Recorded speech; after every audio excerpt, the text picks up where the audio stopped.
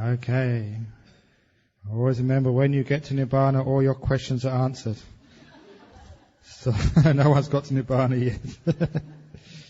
Never mind. We can start early today, 8 o'clock. Start for today's Q&A. And here we go, the first one today.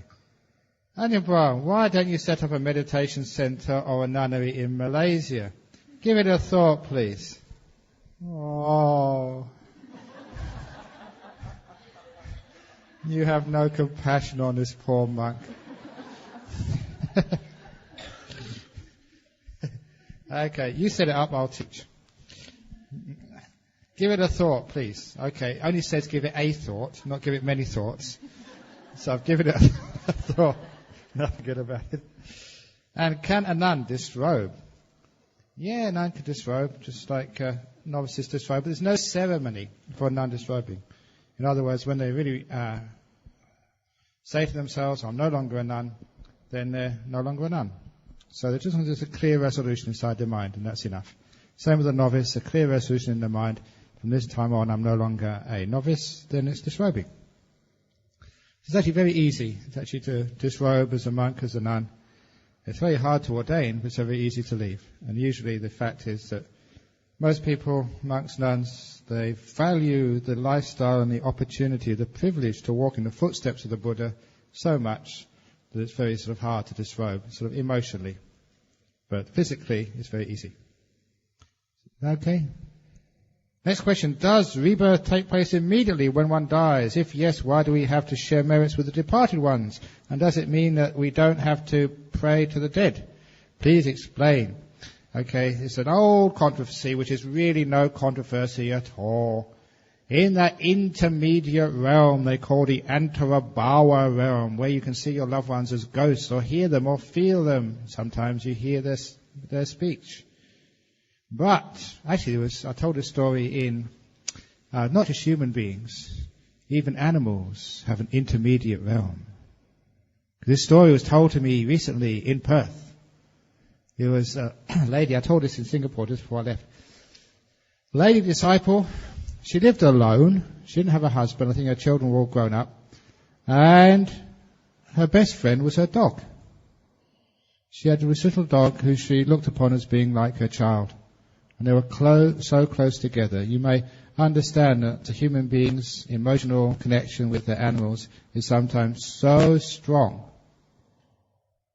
And this was one of those very strong attachments. They were very close together, this middle-aged woman and her dog. She used to take the dog walking every morning in a patch of forest not far from her home. And one day she was walking in the forest and she lost one of her very precious finger rings. And together with the dog, they were looking here, looking there for it in the forest. Because it's a forest, when you lose something in the forest, it's so hard to find. So they spent a long time looking for it, but she could not find it. So she gave it up for lost. It was very sad, but she gave it up for lost. But of course she forgot about it a few days later when her dog died. And she was so upset the dog died. So she did a little funeral service for the dog. But she swears that for the next few days she heard that dog barking in her house. The ghost dog. And if you've been with an animal like that for many years, you know the sound of your dog's bark. And it's very different from other dogs. You can recognize it in the same way that when you live with a person, you recognize the tone of their voice. So it was a ghost dog in her house for many, many days. Always barking in a nice way. But what really convinced her that that was her dog in that antarabhava realm was that one morning she heard her dog barking right outside her front door. Very, very clear. So she opened the door. Of course, there was no dog there. But right on her front mat was her lost ring. The dog had found her finger ring. Isn't that a nice story? A true story. Those are strange stories. You just can't make them up because, they're just, reality is just beyond invention.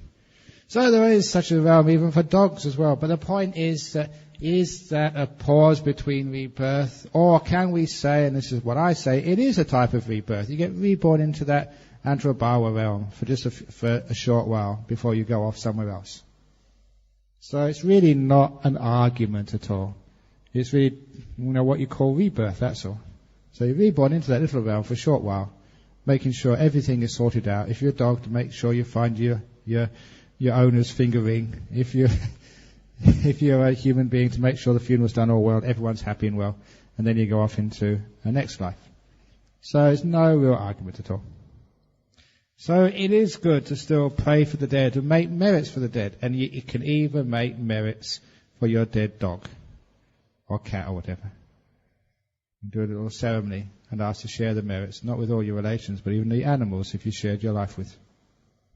Isn't that nice? Next question, Ajahn Brahm. Why, when I do metta meditation, I just feel like crying, and soon I cry? Is it normal to feel sad at first? Many thanks. There are tears of sadness, there are tears of joy. A lot of the times is when we do metta meditation, we're getting our emotional world strong. I mentioned already that the jhanas are emotional states. They're not intellectual states. You can't think your way into jhana. You have to feel your way into jhana. And say with metta, loving kindness, you may say, may all beings be happy and well, may all beings be free from suffering. If it's only words, you don't feel it, it's not real. But when it really becomes a reality, a strong loving kindness, you get so much happiness, so much energy. You get emotionally powerful. And sometimes when you do get emotionally powerful, that's what happens. When strong emotions, we tend to cry. And it's not just girls, it's boys as well, because it comes from the mind. Even animals as well cry. I've seen animals cry. Have you seen animals cry? Even animals, when they get those strong emotions, they too will cry. So, if you have that loving kindness and the tears starts coming down, cry.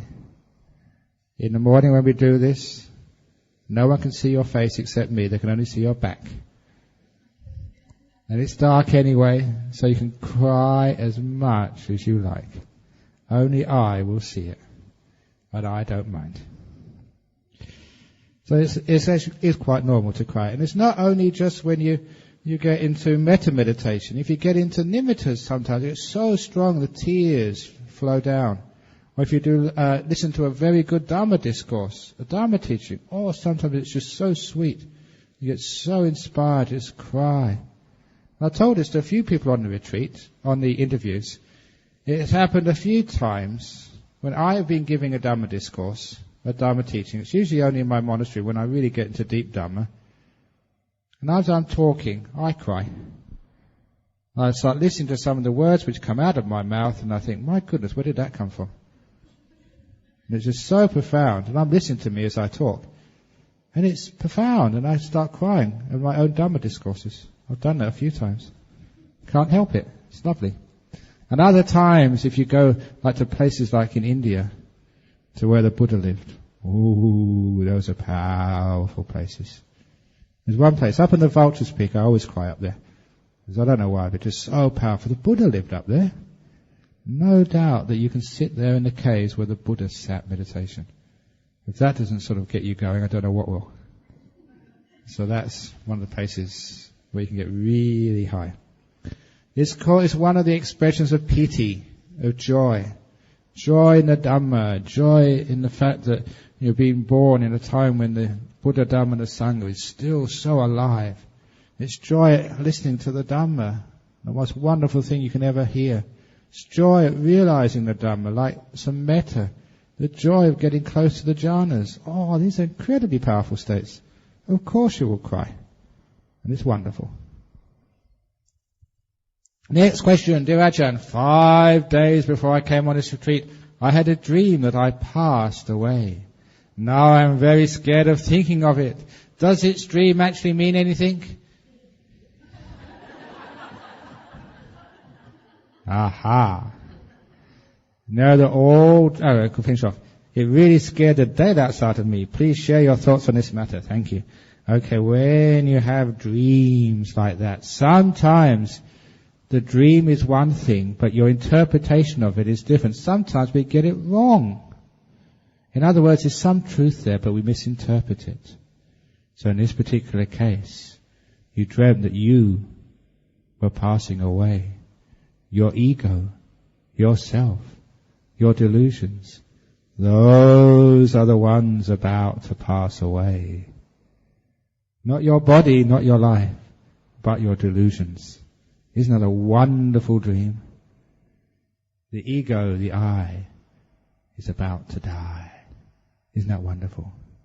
Have any of you been doing that meditation? I will die, that's for sure. I will die, that's for sure. Nah, you're too scared. You try it, give it a try. It's wonderful. Ajahn Chah always used to say, one of his favourite sayings when I was a young monk, have you come here to die? Have you ordained to die? And of course, what do you mean by that?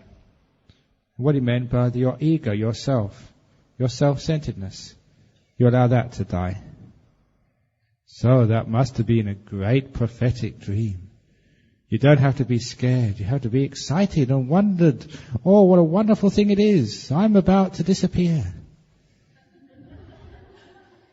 And all that's left when you're gone is the Dhamma. Ooh, that's nice. Dear Venerable Sir, why are dancing, singing and music in the 8 precepts? Why can't we do these things? I really don't understand. Please tell me why. Okay, if whoever wrote this question, if you heard her singing, you would understand why.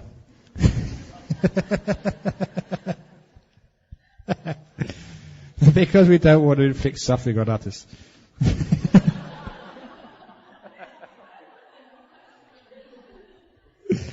So, no, you've probably got a good voice. So, dancing, singing and music. The point is that when we're singing, sometimes we sing incredible silly things, like rap music. My baby's left me. I don't know the last time I listened to music, but if you actually listen to what it says, it's absolutely ridiculous and stupid. It's the same. I was on an aircraft some years ago, and the in-flight movie was, I think it was called Armageddon. Now, of course, I didn't have any of the headphones, so I just watched it without headphones. Try that. It's really good fun, because then it looks so stupid. When you haven't got all the music and the dialogue, it's just so predictable. I remember this one scene, I was just watching it up there and laughing my head off. I think one scene, in some sort of spacecraft or other, and it went over the cliffs and it went smash, bang, explosions all over the place. And that would have killed anybody 10 times over. But I knew that they couldn't die because it was a hero, the main film star. And so after the last explosion, like 10 minutes of pyrotechnics, the last explosion, everything went quiet. There's no explosions. And then you just saw a hand come up at the edge of the screen.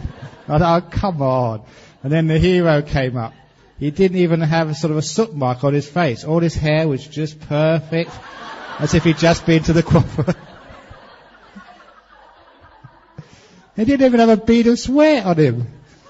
And I thought, oh, come on, but it's so funny. So actually, when you stand back and look at these things, it's completely ridiculous, these movies. So because of that, and even dancing as well. If you're in the lay world, fine, you can go dancing, especially you're young, you've got to meet your partner in life, that's usually when you do it. And remember, you always dance when it's dark.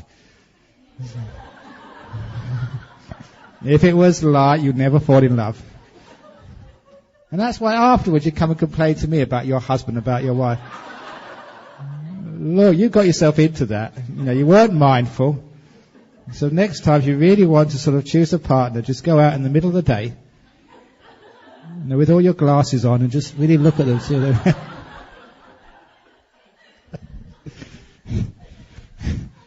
But as we go dancing in the dark, so we can fall in love, because that's what we love to do. We're all romantic. And the same as singing. If you listen to the words of the song, they're really ridiculous. Write the words down and think what a stupid thing that is, what you say. And like music, even like music, sometimes it can make us sad, it can make us happy, it can play with our emotions. We want to get some mindfulness. Sometimes we listen to music, we get completely absorbed into the music and we forget what we're really doing. Sometimes you be listening to music while you're driving your car, when you're going, bang, bang, bang with the rap music, and then before you know it, it's not bang, bang the rap music, it's bang, bang, bang as you hit another car. You lose your mindfulness.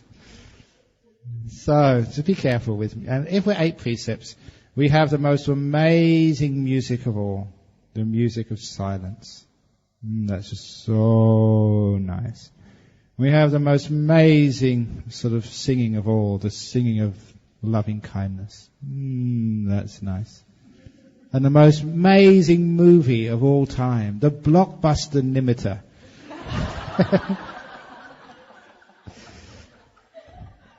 So we do have singing, dancing music, but Buddhist music. Okay. Can you please tell us something about crystals and aura? Has crystals any effect on meditation? Okay. I don't know. I've never really messed around with crystals and auras and stuff like that. But if it works for you, then do it. I do know, though, that some places are just really easy to meditate. They've got power centers. I don't think maybe a crystal might sort of help that, but you can make your own power center. Because there's places where I've meditated. This place here is getting much stronger now since we began, because we have so many people meditating, so much good energy, so much good vibes going, that the place gets easier to meditate in. And I've known that because when we started our monastery in Australia, it was very, a dead area. But as you meditated more and more, and you get great monks coming to that monastery, and really good meditations happening there, that place is getting really powerful now. My monastery in Serpentine. And I think I mentioned to some people that some years ago an Aboriginal tried to get in there and he couldn't come in. He said, it's too powerful for me. And many people, they go in that gate and they realize they've gone into a different area. Just the opposite side of that gate, it's ordinary. Inside you've got energy. You can feel it. And when you go into my main hall, that's really strong. But one of the strongest places, many of you know that I went on a retreat for 6 months. I never spoke to anybody, I never saw anybody for 6 months, just meditating in one of the huts in my monastery in Australia. Complete seclusion. Really bliss. 6 months of no visual contact with a person, no audio contact with a person. But I found out afterwards that the monks, my disciples, they were just wheeling and dealing, trying to be the next person to sit in that hut. Because I had to move back into my hut, and that was a vacant hut. And they wanted to go in there to get off on the energy. And the monk who actually managed to get chosen to take over that after I left, he said he went there just after I left, he couldn't go in. It was just too strong, too much for him. The energy in that room was really strong. And people could feel that. So you can build up energy in these places, and you can feel it. Ooh, I don't think my mind's up to this. So that's what you can do. You do get sort of meditation energy. And of course the aura, that's how the mind will see sort of the energy around a person. With not seeing it with the eye, but seeing it with the mind. When your mind gets strong, it's amazing the sort of stuff you can see. Any questions on that one?